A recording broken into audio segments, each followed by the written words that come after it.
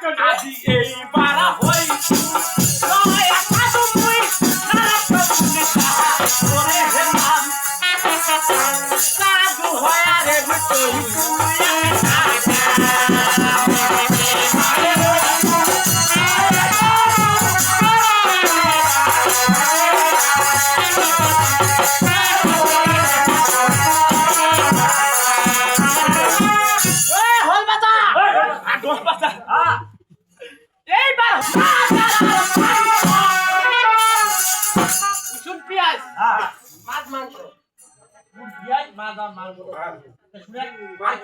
উসুন পিয়াজ